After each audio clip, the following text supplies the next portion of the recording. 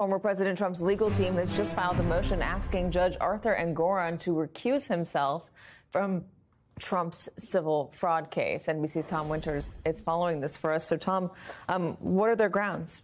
Right. So they're specifically citing a series of reports done by our colleagues at NBC New York, Melissa Russo and Jonathan Dienst. And this stems from an interview they did with Adam Bailey, who's not a party to this case. He is an attorney in New York. He once had his license suspended.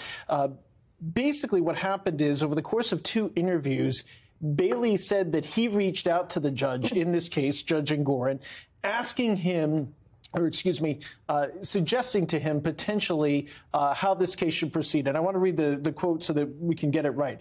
I wanted him to know what I think and why. I really wanted him to get it right. In a subsequent interview, Bailey said that he never mentioned the word Donald Trump, but when asked if it had been clear which case they were discussing, Bailey responded, well, obviously, we weren't talking about the Mets. So there's a potential issue here that exists when a non-party to this case, so it's not Trump's attorneys, it's not the attorney general, when a non-party reaches out to the judge should immediately, traditionally, according to the legal experts we've talked to, stop that discussion. But it might be prudent for the judge to notify the parties, hey, I was walking down the hall and having lunch, and all of a sudden Tom Winter, this reporter, approaches me and he says XYZ about the case. That's an unlikely example, but just to give folks a sense of what could have happened here. And that's an argument that Trump's attorneys are making. They're effectively saying the judge here should have told us that this attorney reached out to him with specific information. And by the way, it's not just any random attorney. This is somebody who's been cited by the New York Times, obviously was speaking with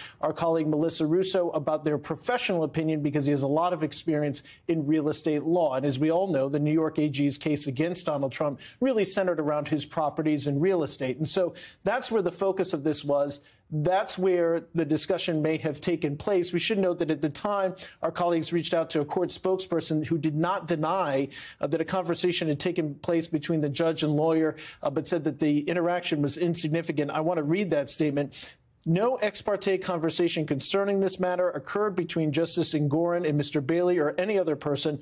The decision Justice Engoron issued February 16th was his alone, was deeply considered, and was wholly uninfluenced by this individual, according to Al Baker, a spokesperson for New York's Office of Court Administration. So to recap it all, we've got an attorney who's got experience in real estate law. In an interview, unsolicited to our colleague Melissa Russo, suggested he had had some sort of communication with the judge.